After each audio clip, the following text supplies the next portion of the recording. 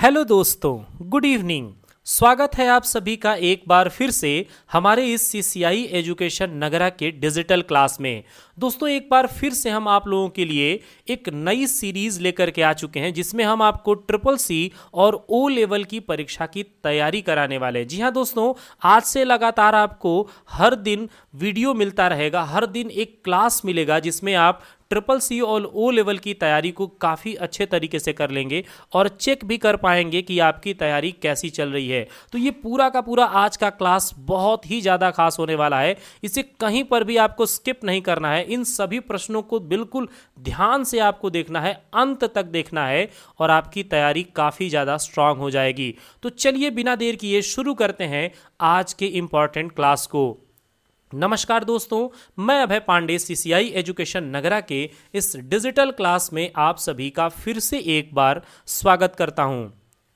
दोस्तों, आज का ये जो क्लास होगा स्पेशली ट्रिपल सी और ओ लेवल का जो फर्स्ट सेमेस्टर है उससे रिलेटेड होगा और उसमें दोनों का सिलेबस आप सभी को पता है कि काफ़ी हद तक सिमिलर है और इसके टॉप 25 जो एमसीक्यूज हैं जो अभी वर्तमान की परीक्षाओं में बहुत बार पूछे जा चुके हैं, उन प्रश्नों को लेकर के हम आपके लिए आ चुके हैं और इनको अगर आप पूरा केयरफुली ध्यान से अंत तक देखेंगे तो आपकी तैयारी और भी ज़्यादा स्ट्रांग हो जाएगी। जितने भी दोस्त, जितने भी विद्यार्थी हमारे साथ जुड़ चुके हैं, आप सभी का बहुत बहुत स्वागत है इस सीसीआई एजुकेशन नगरा के क्लास में। दोस्तों, इस सेशन को आप अपने दोस्तों में खूब शेयर करिए और सभी से कहिए कि अब वो नियमित हमारे इस चैनल के साथ जुड़ें, क्योंकि अब हर दिन आपके लिए बहुत सारे इंपॉर्टेंट क्वेश्चन मैं ले करके आता रहूँगा और आपकी तैयारी में और चार चांद लगाने की कोशिश करूंगा। तो चलिए चलते हैं बिना देर किए पहले प्रश्न की तरफ और देखते हैं आज के इस सेशन के अंतर्गत कुल कितने प्रश्न हैं और कैसे कैसे आपके प्रश्न देखने को मिल रहे हैं। तो पहला प्रश्न आने वाला है, बिल्कुल तैयार हो जाइए। दोस्तों, जो सबसे पहला प्रश्न है वो है, जब ब्राउज़र में होम बटन को दबाया जाता है तो क्या होता है। जी हाँ दोस्तों, जब भी आप कोई ब्राउज़र ओपन करते हैं और उसे यूज़ कर रहे हैं और उसमें आप होम बटन प्रेस करेंगे तो क्या होगा।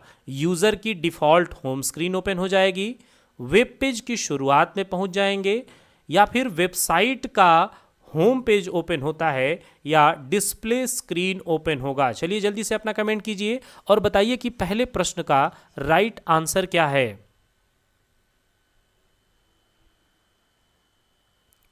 दोस्तों, आपको बता दें कि जब भी आप किसी भी ब्राउज़र में होम बटन को प्रेस करेंगे तो डायरेक्ट आप उस वेब पेज की शुरुआत में पहुंच जाएंगे जिस वेब पेज पर आप कार्य कर रहे हैं। तो दोस्तों, आप वेब पेज की शुरुआत में पहुंच जाएंगे जब भी आप ब्राउज़र के अंतर्गत होम बटन का इस्तेमाल करेंगे। दोस्तों, ब्राउज़र जो है एक प्रकार का सॉफ्टवेयर होता है जो सर्च इंजन की हेल्प ले करके और आपको बहुत सारी सूचनाएं प्रोवाइड करता है। गूगल क्रोम पूरी दुनिया में सबसे ज़्यादा इस्तेमाल होने वाला ब्राउज़र है। अब चलेंगे नेक्स्ट क्वेश्चन पे। निम्नलिखित में से सबसे तेज़ इंटरनेट कनेक्शन के लिए किसका प्रयोग किया जाता है। जी हाँ दोस्तों, सबसे तेज़ इंटरनेट कनेक्शन के लिए आप किसका प्रयोग करेंगे। Optical fibre cable, coaxial cable, twisted pair cable या फिर ईथरनेट केबल। चलिए जल्दी से अपना कमेंट कीजिए और राइट आंसर बताइए।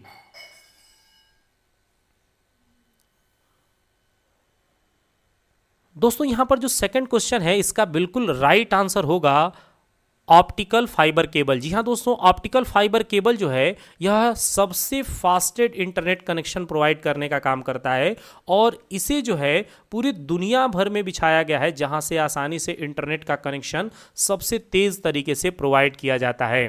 अब चलेंगे हम लोग अपने नेक्स्ट क्वेश्चन की तरफ।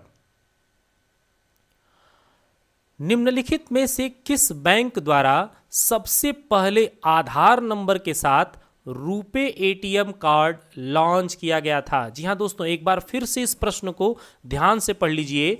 निम्नलिखित में से किस बैंक द्वारा सबसे पहले आधार नंबर के साथ रुपे एटीएम कार्ड लॉन्च किया गया था।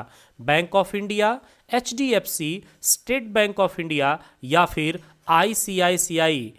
जल्दी से अपना कमेंट कीजिए और बताइए कि यहां पर राइट आंसर क्या है।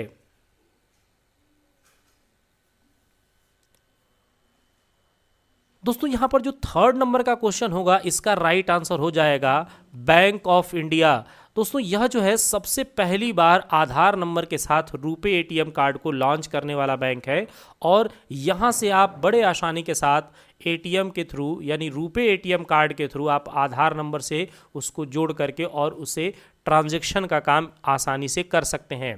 तो दोस्तों आपको लगातार अपना कमेंट करते रहना है और जितने भी लोग इस सेशन के साथ जुड़े हैं आप लोग इसे ज़रूर लाइक कीजिए और अपने दोस्तों को भी ज़्यादा से ज़्यादा शेयर करिएगा ताकि कल के क्लास से ज़्यादा लोग इससे जुड़ सकें और हर दिन हम लोग इस तरह से अपनी तैयारी को और भी ज़्यादा आगे तक ले जा सकें। तो सभी लोग नियमित लगातार कमेंट करते रहिए और हमसे जुड़े रहिए। अब चलेंगे नेक्स्ट क्वेश्चन पे। निम्नलिखित में से कौन सी क्लाउड कंप्यूटिंग की विशेषताएं हैं? जी हाँ दोस्तों, क्लाउड कंप्यूटिंग की क्वालिटी की यहाँ पे बात हो रही है। कौन कौन सी कैरेक्टरिस्टिकीज है क्लाउड कंप्यूटिंग की? पहला ऑप्शन है security, availability, large network access या फिर ऑल ऑफ द अबव। चलिए जल्दी से अपना कमेंट कीजिए।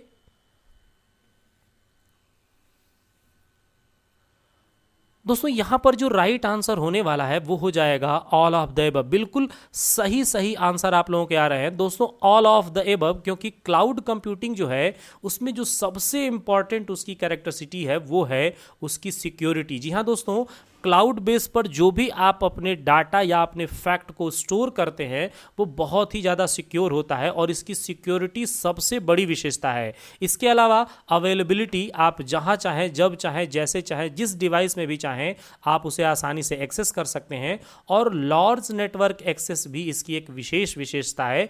आप दुनिया के किसी भी नेटवर्क से आसानी से इसे एक्सेस कर सकते हैं। तो ये बहुत ही ज़्यादा विशेष क्लाउड कंप्यूटिंग की सुविधा है और ये तीनों सुविधाएं उसमें आएंगी, इसीलिए ऑल ऑफ द अबव बिल्कुल ही राइट आंसर हो जाएगा। अब चलिए चलेंगे नेक्स्ट क्वेश्चन पे। दोस्तों अगला प्रश्न है, निम्नलिखित में से दो या दो से अधिक टोपोलॉजी के संयोजन को क्या कहा जाता है? जी हाँ दोस्तों, दो या दो से अधिक टोपोलॉजी का जो कॉम्बिनेशन होता है वह क्या कहा जाता है? मेश, हाइब्रिड, ट्री या फिर नेस्टेड। चलिए जल्दी से अपना कमेंट कीजिए और बताइए कि राइट आंसर क्या है।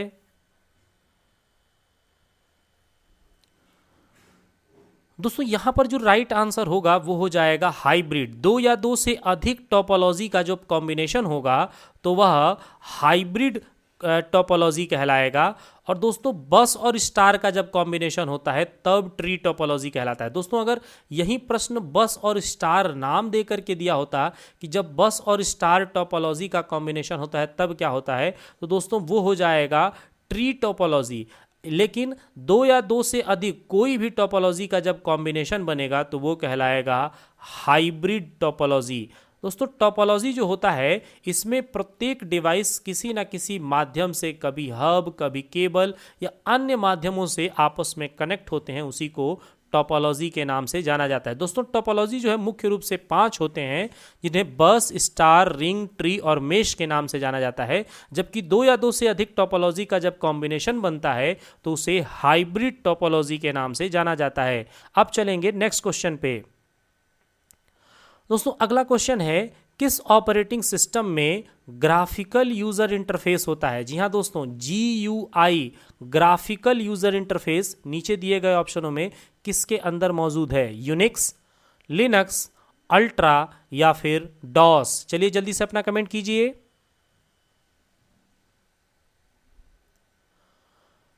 दोस्तों यहाँ पर जो GUI ऑपरेटिंग सिस्टम है यानी कि GUI इंटरफेस आपको जो प्रोवाइड कराने वाला है वो है लिनक्स ऑपरेटिंग सिस्टम।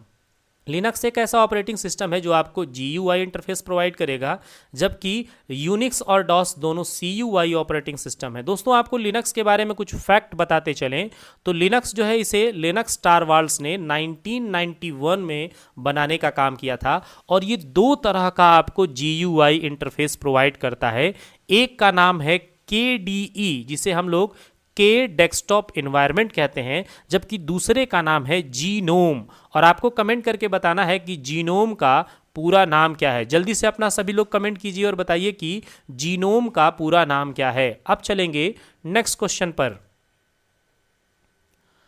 यूनिक्स किस भाषा में लिखा गया है? जी हाँ दोस्तों, जो यूनिक्स ऑपरेटिंग सिस्टम है, यूनिक्स ओएस है, इसे किस भाषा में तैयार किया गया है? सी, सी प्लस प्लस, जावा या फिर पाइथन? चलिए जल्दी से अपना कमेंट कीजिए।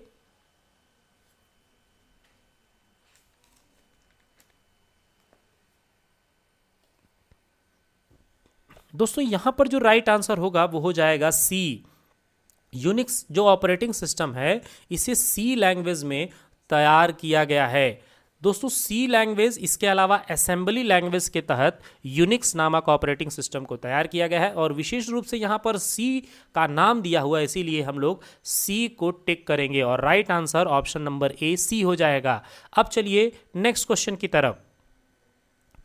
अगला क्वेश्चन है, स्पेलिंग डायलॉग बॉक्स को किस मेन्यू से और किस ऑप्शन को चुन करके शुरू किया जाता है? जिस दोस्तों, स्पेलिंग डायलॉग बॉक्स को किस मेन्यू से ऑप्शन चुन करके शुरू किया जाता है? Tool menu, view menu, file menu या फिर इंसर्ट मेन्यू? जल्दी से अपना कमेंट कीजिए। दोस्तों आपको बता दें कि लिब्रे ऑफिस के राइटर में या फिर माइक्रोसॉफ्ट के वर्ड में आपको स्पेलिंग चेकिंग का एक फीचर मिल जाता है और ये स्पेलिंग फीचर जो है स्पेलिंग चेकिंग का किसी भी स्पेलिंग मिस्टेक को दूर करने का काम करता है। और लिब्रे ऑफिस के राइटर में यह फीचर आपको टूल मेन्यू के अंतर्गत मिल जाता है। जी हाँ दोस्तों, टूल मेन्यू के अंतर्गत आप आसानी से आ करके और इस ऑप्शन को सेलेक्ट करके स्पेलिंग का डायलॉग बॉक्स ओपन कर सकते हैं और जहां से आप आसानी से स्पेलिंग मिस्टेक को दूर कर सकते हैं। दोस्तों यहां पर 2 से 3 फैक्ट हम आपको और बताते चले। तो सबसे पहले तो आप ये याद रखिएगा, जो ट्रिपल सी में बहुत पूछा जाता है स्पेलिंग चेकिंग का शॉर्टकट की, और दोस्तों ये हो जाएगा F7। जी हाँ दोस्तों, F7 जो है ये स्पेलिंग चेकिंग का शॉर्टकट की है। इसके अलावा अगर आप ऑटोमेटिक स्पेलिंग चेकिंग करना चाहते हैं तो आपको शिफ्ट बटन के साथ यहाँ पर F7 करना होगा। जी हाँ दोस्तों, शिफ्ट के साथ जब आप F7 करेंगे तो ऑटोमेटिक स्पेलिंग चेकिंग का आपको वर्क स्टार्ट मिल जाएगा। यानी ऑटोमेटिक स्पेलिंग चेकिंग के लिए शिफ्ट F7 और केवल स्पेलिंग चेकिंग के लिए आप F7 का प्रयोग करते हैं। तो इन सब बातों को भी आप ध्यान रखिएगा। अब चलिए चलते हैं नेक्स्ट क्वेश्चन की तरफ। ऑटोफिल सीरीज बनाने के लिए कितने न्यूनतम डेटा सेल की आवश्यकता होती है? जी हाँ दोस्तों, अगर आप ऑटोफिल सीरीज बनाना चाहते हैं तो कम से कम कितने डेटा सेल की आपको आवश्यकता होगी? 2, 3, 4 या फिर 5? जल्दी से अपना कमेंट कीजिए। बिल्कुल सही। जी हाँ दोस्तों, कम से कम 2 आपको सेल में डेटा चाहिए ही चाहिए, तब जाकर के आप ऑटोफिल सीरीज बना सकते हैं। दोस्तों इसको मैं आपको MS एक्सेल में करके दिखा भी देता हूं, तब आपको और आसानी से अच्छे से समझ में आ जाएगा। तो दोस्तों यहाँ पर हम लोगों ने MS एक्सेल ओपन कर लिया है। अगर आपके पास कैल्क है तो आप कैल्क ओपन कर सकते हैं या फिर किसी भी स्प्रेडशीट प्रोग्राम के अंतर्गत ये फीचर का आप आनंद ले सकते हैं। तो दोस्तों आप देखिए यहाँ पर अगर कोई एक नंबर लिख करके और जब आप इसे ड्रैग करेंगे तो आप देखेंगे कि केवल वही सीरीज जो है वो कंटिन्यू फिल हो रहा है। यानी कि अगर एक सेल में आपने कोई डेटा लिख रखा है तो आप ऑटोफिल सीरीज पर यूज नहीं कर पा रहे हैं। कम से कम आपको 2 सेल में, जैसे हमने पहले पे लिख दिया 1 और नीचे वाले सेल में हम आ करके और यहाँ पर 5 दे देते हैं, तो यहाँ मैंने एक सीरीज जो है दे दिया है और अब हम जब इसे ड्रैग करेंगे तो ये ऑटोफिल ऑटोमेटिक होता रहेगा और उसी सीरीज को कंटिन्यू आगे बढ़ाने का काम करेगा। तो कम से कम 2 सेल में जब आपके डेटा होगा तो उसी हिसाब से वह ऑटोफिल सीरीज आराम से बन पाएगा। तो राइट आंसर ऑप्शन नंबर ए हो जाएगा। अब चलते हैं नेक्स्ट क्वेश्चन पे, क्वेश्चन नंबर 10। जब युबंतु में सुपर की, दोस्तों युबंतु ऑपरेटिंग सिस्टम में सुपर की होता है जैसा कि विंडोज ऑपरेटिंग सिस्टम में विंडो की होता है, तो यहाँ कंफ्यूज नहीं होंगे। जब युबंतु में सुपर की को दबा कर रखते हैं तो क्या होता है? यानी कि अगर आप सुपर की को प्रेस किए हुए हैं युबंतु ओएस में तो क्या होगा?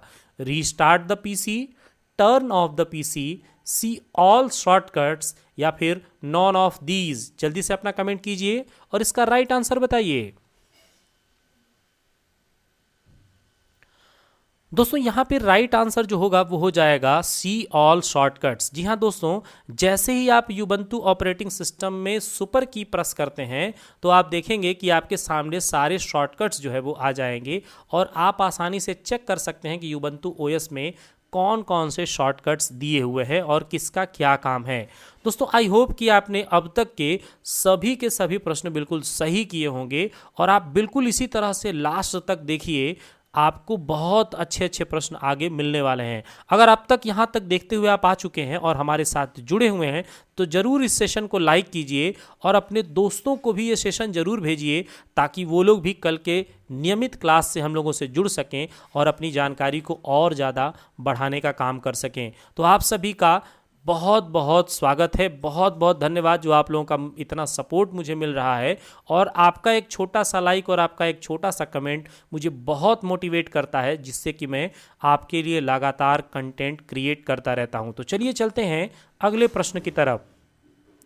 यदि हम लिनक्स में एप्लीकेशन को दोबारा खोलते हैं तो कौन सी डायरेक्टरी फाइल नहीं हो सकती है। जी हाँ दोस्तों, लिनक्स ओएस के अंदर अगर आप एप्लीकेशन को दोबारा खोलते हैं तो कौन सी डायरेक्टरी फाइल नहीं होगी। /etc/bin/temp या फिर /var। चलिए जल्दी से अपना कमेंट कीजिए और इस प्रश्न का राइट आंसर बताइए।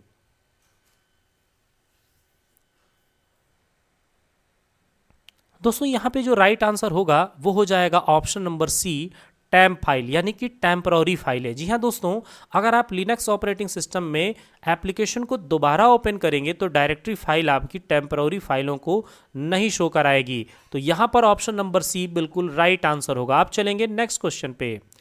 आरटीजीएस में मैक्सिमम लिमिट कितना होता है। बहुत आसान, बड़ा इंपॉर्टेंट क्वेश्चन है दोस्तों। आरटीजीएस में मैक्सिमम लिमिट कितना होता है। दोस्तों यहाँ पर आप देख लीजिए, अलग अलग अमाउंट्स लिख रखे गए हैं और आपको बताना है कि यहाँ पर राइट आंसर क्या है।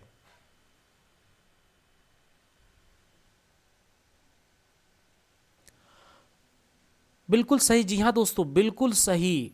यहां पर राइट आंसर होगा नो लिमिट। दोस्तों आरटीजीएस जो होता है इस पे मैक्सिमम लिमिट तो कोई फिक्स ही नहीं है, ये नो लिमिट है, जबकि मिनिमम इसकी लिमिट 2 लाख रुपए है। आरटीजीएस का पूरा नाम आपको बताते चले तो रियल टाइम ग्रॉस सेटलमेंट होता है और यह जो है आपके फंड ट्रांजैक्शन के लिए केवल बैंकिंग हावर का यूज करता है। जी हाँ दोस्तों, सुबह 8 बजे से लेके शाम 4:30 बजे तक केवल बैंकिंग हावर और बैंकिंग वर्किंग डे के अंतर्गत ही आप आरटीजीएस कर सकते हैं और ये नो लिमिट का होता है, यानी कि आप जितना चाहें उतना ज़्यादा इससे कैश का ट्रांसफर कर सकते हैं। अब चलेंगे नेक्स्ट क्वेश्चन की तरफ। उमंग ऐप को कब जारी किया गया था। जी हाँ दोस्तों, उमंग ऐप को कब जारी किया गया था। दोस्तों 4 ऑप्शन यहां दिए गए हैं, बिल्कुल केयरफुली ध्यान से देखिए और उसके बाद इसका राइट आंसर बताइए।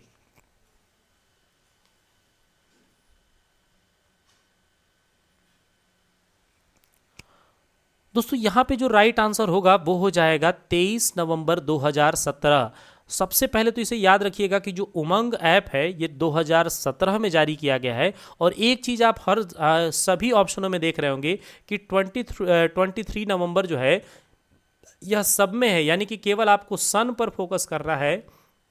2017 जो है उमंग ऐप को जारी किया गया। दोस्तों आपको बता दें कि उमंग ऐप जो है यह 13 भाषाओं को सपोर्ट करता है, यानी 13 लैंग्वेज में ये अवेलेबल है। इसके अलावा इसका पूरा नाम भी ट्रिपल-सी की परीक्षा में खूब पूछा जाता है, unified mobile application for new age governance. इसका पूरा नाम है, एक बार फिर से, unified mobile application for new age governance, ये इसका पूरा नाम है और इसे 23 नवंबर 2017 में जारी किया गया है, जो कि 13 भाषाओं में अवेलेबल है। अब चलेंगे नेक्स्ट क्वेश्चन की तरफ। निम्नलिखित में से फायरवॉल से क्या आशय है। जी हाँ दोस्तों, फायरवॉल से क्या आशय है। कंप्यूटर को नुकसान पहुंचाता है, कंप्यूटर को सुरक्षा प्रदान करता है, ऑपरेटिंग सिस्टम है या उपरोक्त सभी। जल्दी से अपना कमेंट कीजिए और इसका राइट आंसर बताइए।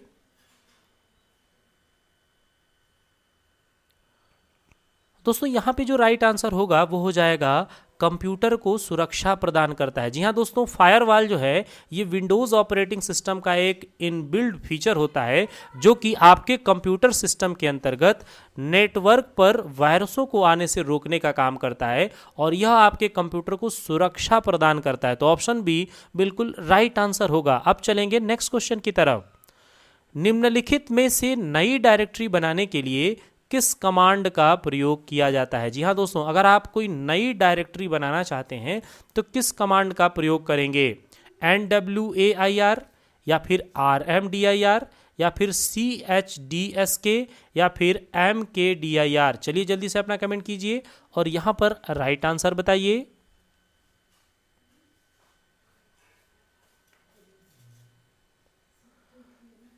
दोस्तों यहाँ पे जो राइट आंसर हो जाएगा वो हो जाएगा option number D, MKDIR command. जी हाँ दोस्तों, MKDIR कमांड जो है यह बिल्कुल नई डायरेक्टरी को बनाने के लिए यूज़ किया जाता है। दोस्तों बता दें आपको कि डायरेक्टरी जो होते हैं वो कलेक्शन ऑफ फाइल होते हैं, यानी फाइलों का ही समूह डायरेक्टरी कहलाता है और इसे हम लोग फोल्डर के नाम से भी जानते हैं। जी हाँ दोस्तों, डायरेक्टरी का एक दूसरा नाम फोल्डर भी है और डायरेक्टरी कलेक्शन ऑफ फाइल होता है। अब चलेंगे नेक्स्ट क्वेश्चन की तरफ। नेक्स्ट क्वेश्चन है, ऑपरेटिंग सिस्टम का कोर कौन सा भाग है? जी हाँ दोस्तों, ऑपरेटिंग सिस्टम का कोर कौन सा है? कोर हम किसे कहते हैं? ऑप्शन देखिए दिया है, सेल, कर्नल, कमांड्स या फिर स्क्रिप्ट। चलिए जल्दी से अपना कमेंट कीजिए।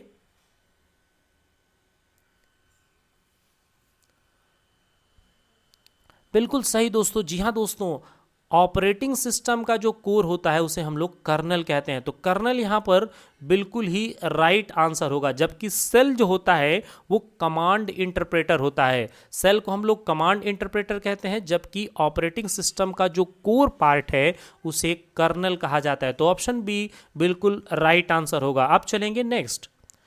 एंटीवायरस कैसा सॉफ्टवेयर है? जी हाँ दोस्तों, एंटीवायरस कैसा सॉफ्टवेयर है?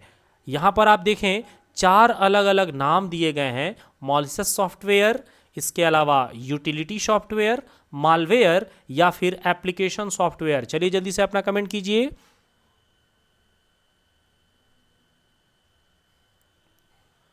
दोस्तों यहाँ पे जो राइट आंसर होगा, एंटीवायरस सॉफ्टवेयर एक तरह का यूटिलिटी सॉफ्टवेयर है। दोस्तों यूटिलिटी सॉफ्टवेयर की कैटेगरी में आ जाएगा। और दोस्तों अगर यहीं सिस्टम सॉफ्टवेयर लिखा होता तो सिस्टम सॉफ्टवेयर भी सही हो जाता, क्योंकि सिस्टम सॉफ्टवेयर की कैटेगरी में यूटिलिटी सॉफ्टवेयर आते हैं और यूटिलिटी की कैटेगरी के अंतर्गत एंटीवायरस सॉफ्टवेयर आते हैं। वो सॉफ्टवेयर जो वायरस को दूर करने का काम करे, वायरस को डिटेक्ट करे और फिर उसे रिमूव करे, उसी सॉफ्टवेयर को एंटीवायरस सॉफ्टवेयर के नाम से जाना जाता है। अब चलेंगे नेक्स्ट। किसी डाटा को एक स्थान से दूसरे स्थान पर स्थानांतरित करने को क्या कहा जाता है? जी हाँ दोस्तों, एक जगह से डेटा दूसरी जगह तक अगर आप स्थानांतरित कर रहे हैं यानी मूव कर रहे हैं तो ये क्या कहा जाएगा? Data manipulation, data communication, data abstraction या फिर डाटा कॉन्फ़िगरेशन। चलिए जल्दी से अपना राइट आंसर कमेंट कीजिए।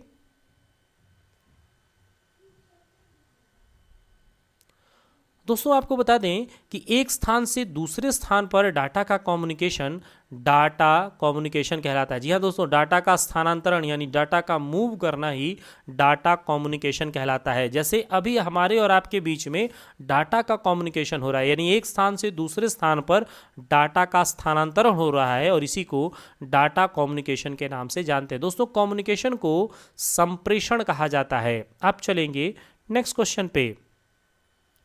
निम्नलिखित में से कॉम्पैक्ट डिस्क किस सिद्धांत पर कार्य करता है? जी हाँ दोस्तों, कॉम्पैक्ट डिस्क किस सिद्धांत पर कार्य करता है? लेजर, मैग्नेटिक, मैकेनिकल या फिर इलेक्ट्रोमैग्नेटिक? चलिए जल्दी से अपना कमेंट कीजिए।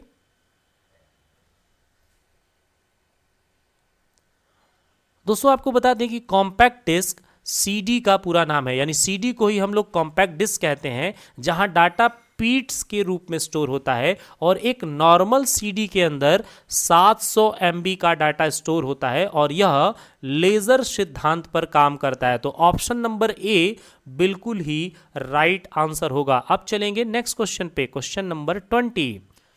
मालवेयर से क्या आशय है? जी हाँ दोस्तों, मालवेयर से क्या आशय है? सॉफ्टवेयर है। हैकर इसका प्रयोग डाटा चुराने के लिए करते हैं या हमारे कंप्यूटर को नुकसान पहुंचाता है? उपरोक्त सभी। जल्दी से अपना कमेंट कीजिए।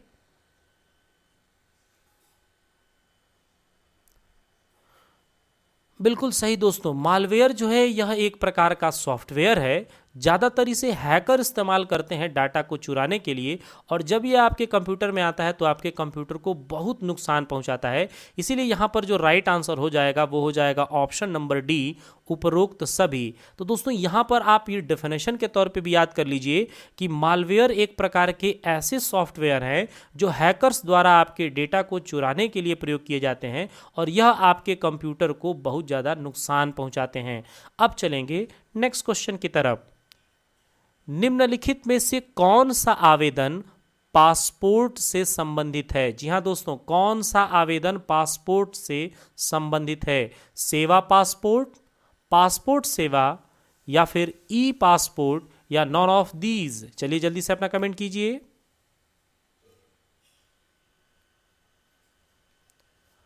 दोस्तों यहाँ पे जो राइट आंसर होगा वो हो जाएगा पासपोर्ट सेवा, जिसे हम लोग इसके अगर मोबाइल वर्जन की बात करें तो एम पासपोर्ट सेवा के नाम से एक ऐप आपको मिल जाता है, जिसे मोबाइल पासपोर्ट सेवा कहा जाता है। और ये पासपोर्ट आवेदन करने का एक प्लेटफॉर्म है जहां से आप आसानी से पासपोर्ट बना सकते हैं। दोस्तों पासपोर्ट एक पहचान पत्र है जो इंटरनेशनल लेवल पर आपका आइडेंटिफिकेशन कार्ड होता है। दोस्तों यहाँ पर आपको बता दें कि पासपोर्ट बनाने के लिए जो ऑफिशियल वेबसाइट है उसे www.passportindia.gov.in की तरह जाना जाता है। जी हाँ दोस्तों, इसी नाम से, इसी डोमेन से पासपोर्ट सेवा को पहचाना जाता है। अब चलेंगे नेक्स्ट क्वेश्चन पे।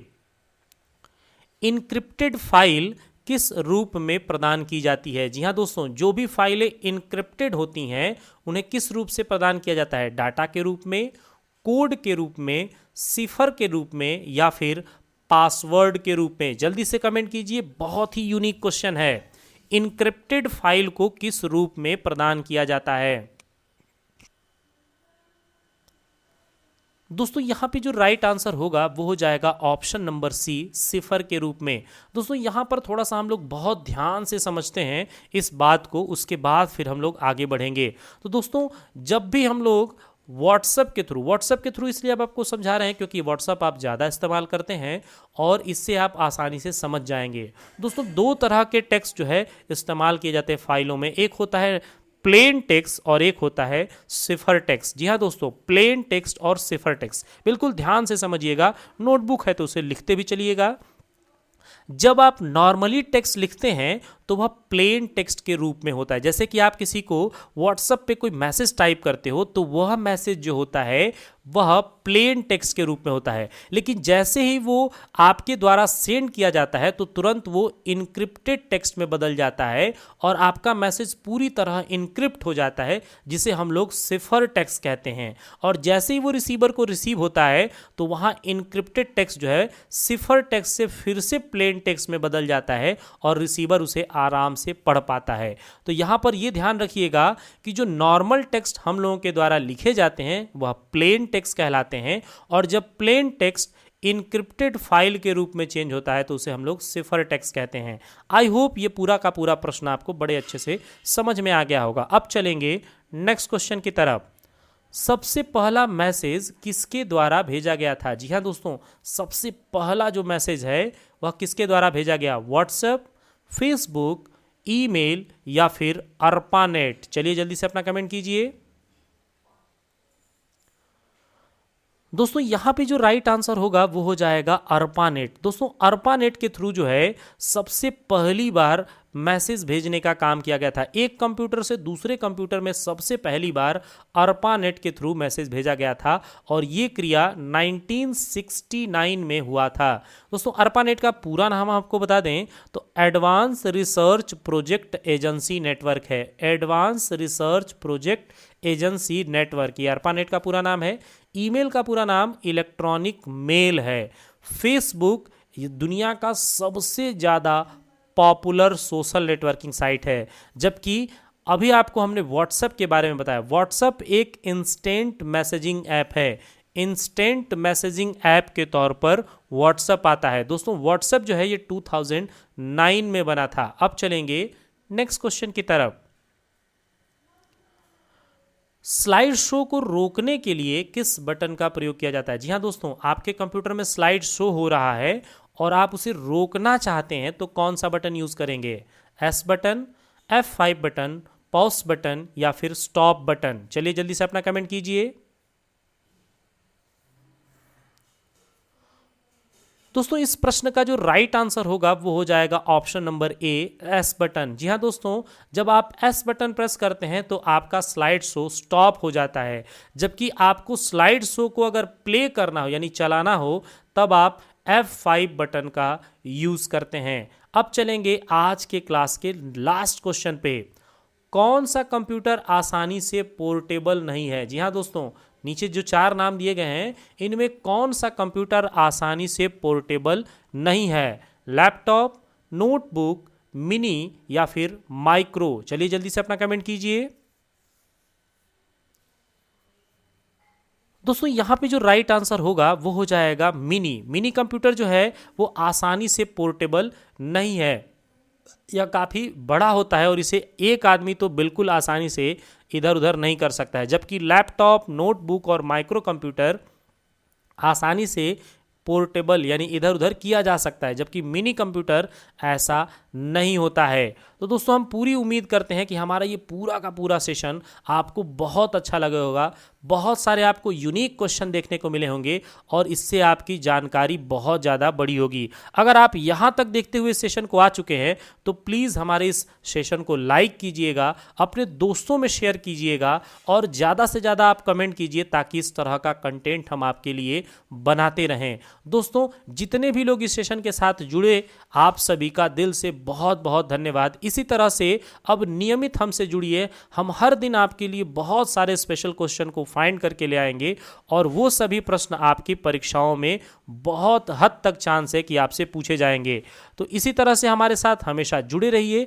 जरूर हमको कमेंट कीजिए और बताइए कि इस सेशन के अंतर्गत 25 में से आपने कुल कितने राइट आंसर किए हैं। और अब हम लोग मिलेंगे कल के सेशन में। तब तक के लिए आप सभी अपना ध्यान रखिए, बिल्कुल अच्छे से तैयारी करिए, अपनी तैयारी को इतना बेजोड़ करिए कि आपका रिजल्ट आपकी तैयारी को बताए। मिलते हैं अगले कुछ खास सेशन में, अगले कुछ खास क्लास में। तब तक के लिए थैंक यू फ्रेंड्स, जय हिंद, गुड नाइट।